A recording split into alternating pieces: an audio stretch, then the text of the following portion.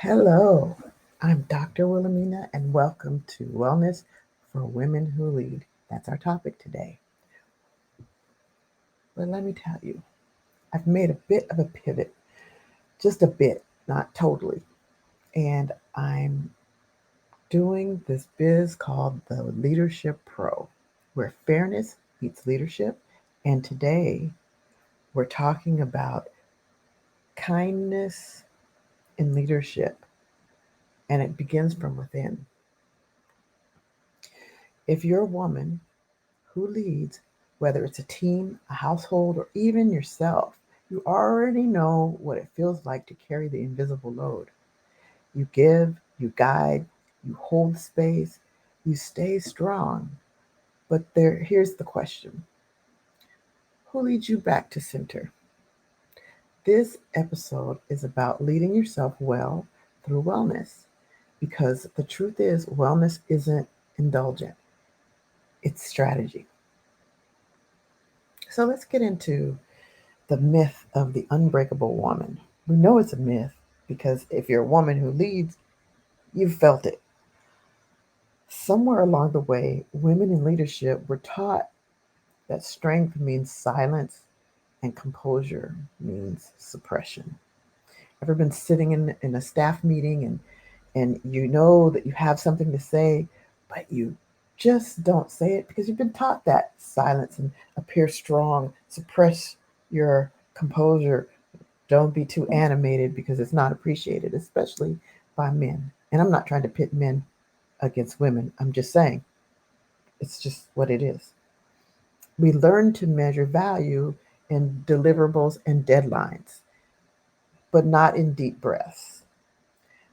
We call it resilience, but it often becomes silent, quiet exhaustion. The myth of the unbreakable woman says handle it all and smile through it.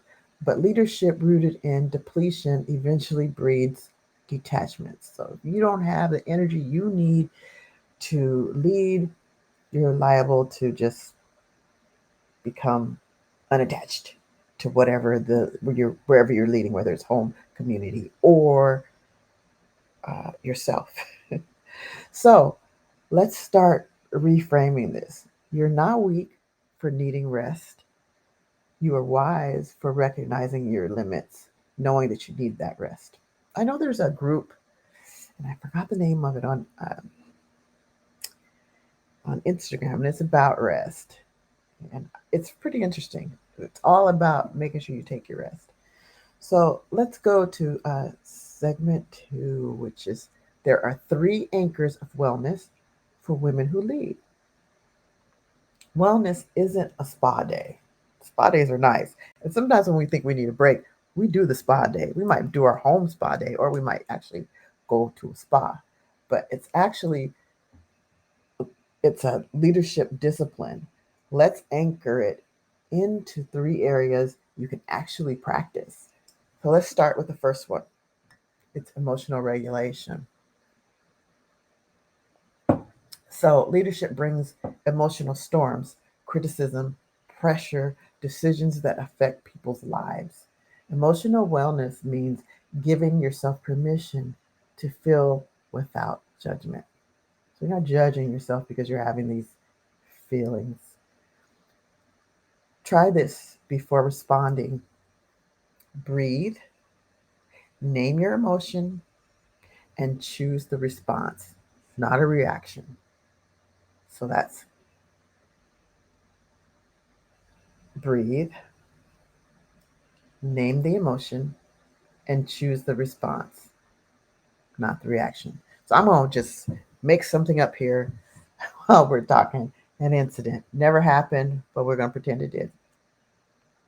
You're in a staff meeting, you're getting heated, folks are talking about whatever the subject is, and it's not related to what you need to talk about in a staff meeting. It's something you can get together with the boss and talk about on your own, you and the boss, because it's going to go into extended details, but you're sitting there and you're fuming because you have other things to do. So all that getting it done and checking it off the list is sitting in the back of your mind, and you're trying to get Okay, let's get through this. So take a deep breath. And everybody doesn't have to hear it like I just did on the mic. Name your emotion. What is it? I think I'm feeling frustrated. Got a couple emotions there. A little bit angry for the lack of respect for my time. And now I'm going to choose my response. Now I can sit quiet and say nothing, be fuming, or I can speak up. I can say, hey, is this a subject that you could have your own meeting with the boss about? Or to the boss, um, can we table that for a future conversation for you and this individual so we can continue with this meeting? There's nothing wrong with saying that. Now, if you get some response back from the boss and he didn't like it, well, that's when you're going to just be silent on that subject. Okay, so here's another example. I feel overwhelmed. Doesn't mean I'm failing, sorry. Doesn't mean I'm failing. It means I need to pause. That single pause protects your peace and your professionalism. So I took that pause, took a deep breath so that I'm not bringing anger to the situation. And then I chose my response to be something that was respectful. Now, you could keep your boss could keep wanting to go with that subject and you just got to deal with it if that's what they want to do. But most likely the boss is going to go, "Oh, yes, we're getting off subject. Let's stick to what we're here for."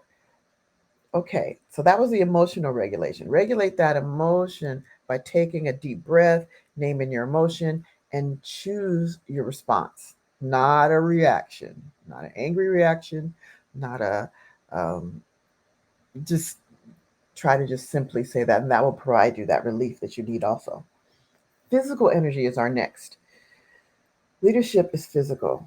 The late nights, travel. Oh my gosh, I used to travel so much for a job I had. It seemed like every month I was going somewhere else. And these weren't short trips because I live on an island. So every trip is at least 5.5 hours to 6 hours just to get off this rock.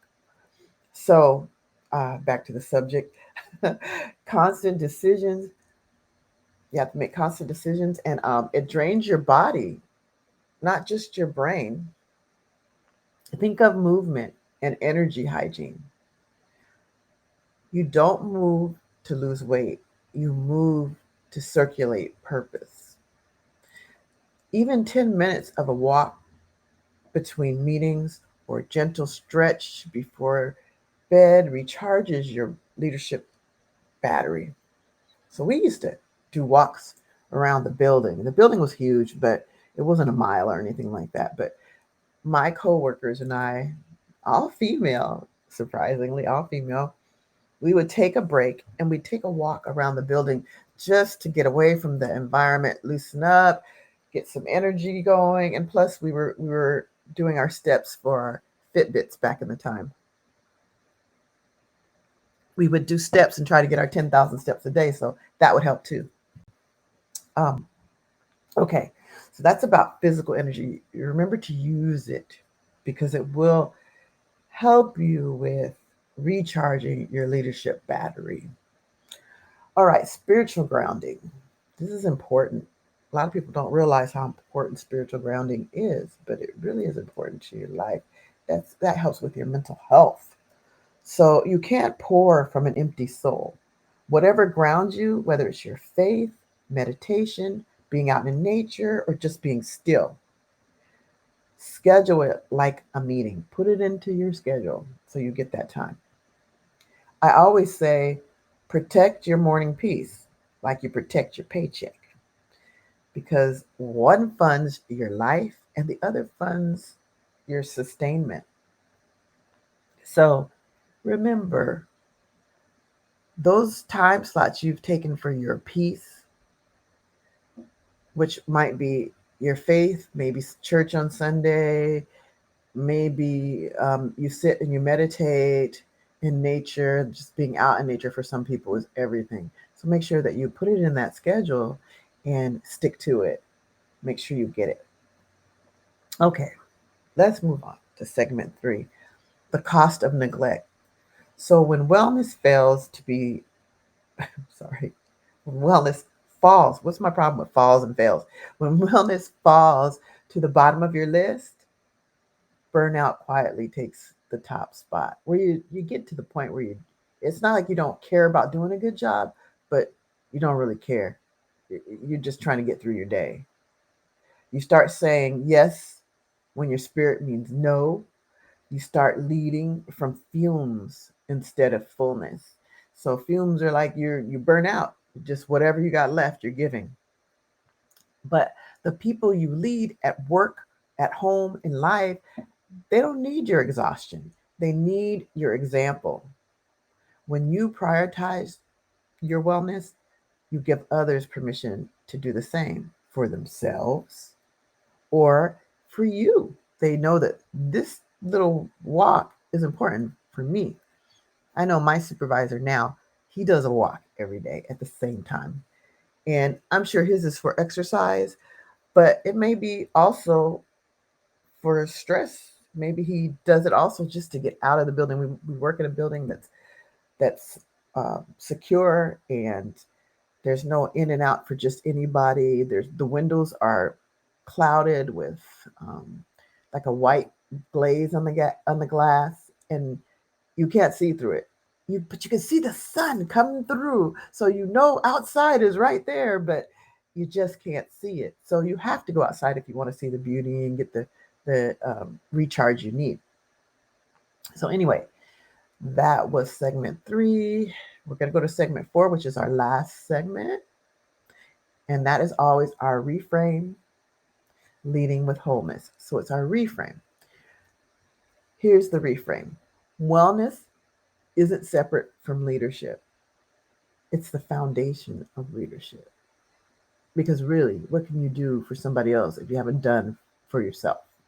You're empty, you're depleted. So the next time you rest, reflect, or step away, don't call it a break, call it leadership maintenance. So that's what my boss is doing: leadership maintenance. The strongest leaders are not the ones who never falter, because we all make mistakes, right?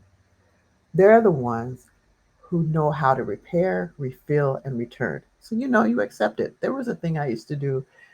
Uh, I wasn't a supervisor, but I was a leader, and what I did was briefings. And I've talked about this before. Let me take a drink of water. When I did these briefings, well, really trainings, not briefings, they were trainings. They were heavy subjects together, both suicide prevention, and we talk about substance use, abuse, and all that. And so this thing was long, but I used to make some mistakes. And I'm not going to talk about all the excuses of why I made the mistakes. I eventually pivoted and was able to change that, but there were some problems with it. But anyway, I was terrible. Even I knew I was terrible, but I was letting things get to me because it just got worse. Every briefing I did, it got worse. And finally, I had to get it together. But the thing is, um, once I was able to get a mentor to help me because I couldn't really identify everything that was going on, it was so much better. I had one session with this guy, one session, not 2 or 3, one session with this guy changed everything. And I learned how to fix the problems, refill myself because I was being pretty hard on myself at the time. It was hard to change it because I was so down on myself. And then I returned strong and good to go. So I'm just saying the strongest leaders are not the ones who never fail, because we do fail, we falter, we make mistakes, but we know how to repair, refill, and return. Okay, I know I beat that like a dead horse, but so now I'm going to go ahead to talk about do our outro. We're at the end now. If this message resonated with you, please share it with someone. Share it with someone you think could use it. Share it with another woman who leads, someone who needs a reminder that her well being matters. And you can download this reflection sheet that I have created for you for this episode, Leading from Wholeness. It is in a link on my I am drwilhelmina.com. So that's IAM, no spaces, DR and Wilhelmina.com. So that's WILHELMINA. So it's like Wilhelmina. All right, go ahead and go to my website. You'll see the little box, the little square that says leadership resources. Right now, that's the only thing I have in there. So if you just click on that, the link will come up. This is something you can use for yourself. You can use it even daily. You can use it once a week. You can use it however you would like. But it is a sheet for you to reflect on yourself and how you're doing as a leader or what you might do differently in the future. All right. Thank you for listening. This is the Leadership Pro, and I appreciate you listening. Take care.